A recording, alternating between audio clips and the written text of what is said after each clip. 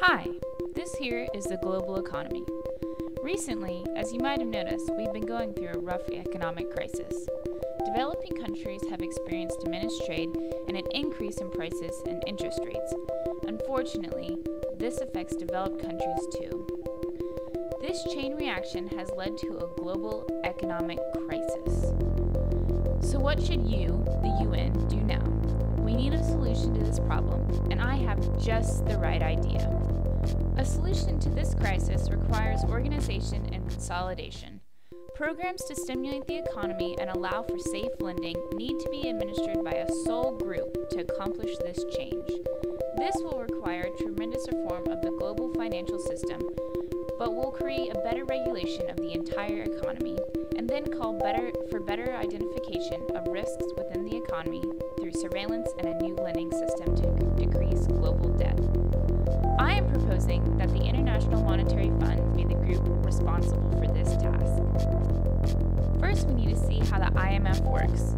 Money resources come mainly from the member countries and directly correlate with the size and stability of each country's economy. For example, the US has the highest IMF quota to meet because of its economic successes. The size of each country's economy also allows the IMF to decide how much money will be loaned to a specific country. But there are three specific tasks which give the IMF the ability to save our economy. First, the surveillance of the IMF. The IMF staff monitors exchange rates and fiscal policy, gives advice on issues on exchange rates and policies, and also assesses economic risks and economic trends and developments to predict the future economic successes or flaws. Second, we have technical assistance. This includes training and support in banking, monetary policy, tax policy, economic and financial legislation, and economic administration. The IMF resources include people, money, and structural adjustment, and these tools help the IMF to help other countries. Most importantly, the IMF supports lending. Lending from the IMF can make a smooth adjustment to various shocks in an economy, helping a member country avoid disruptive economic adjustment or sovereign default.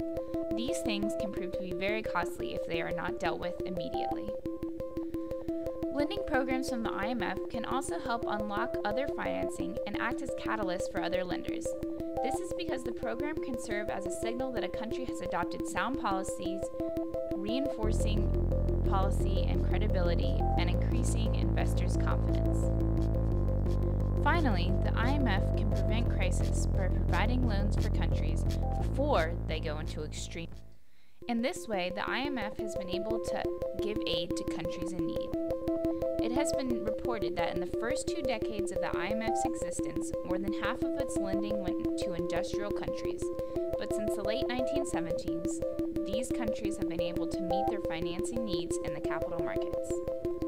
The strong structure of the IMF gives it the ability to collaborate with countries and create new policies that will rebuild and rejuvenate the economy. The effectiveness of the IMF has been proved with many success stories, such as that of Pakistan. With the help of the IMF, Pakistan graduated from IMF financial support in 2005, and now, according to a press release statement, sound microeconomic policies and a wide range of structural reforms have resulted in a revival of economic growth to 6.5% in 2003 and 2004. Growth in this country continues to accelerate. It is expected to reach 7 to 7.5% this year, with good harvest and continued very strong growth in manufacturing. In addition, financial consolidation and discipline has lowered both public and external debt. Other success stories of the IMF include drops in loans and interest rates in Turkey and Georgia's increase in government revenue. The latest IMF financial report stated that a large amount of short-term funding will need to be refinanced this year and next. More and higher quality capital will likely be needed to satisfy investors in anticipation of upcoming, more stringent regulation. And not all losses have been written down to date. In addition to all these challenges, new regulations will also require banks to rethink their business strategies.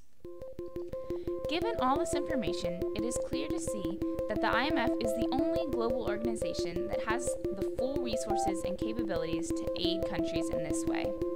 By backing the IMF, the UN will strengthen the support the fund is currently providing to failing economies, thus encouraging the stabilization of multiple economies that feed into our global economy. The UN should support the increased power of the IMF. This group is made up of 186 countries and gives a good representation of our global economy.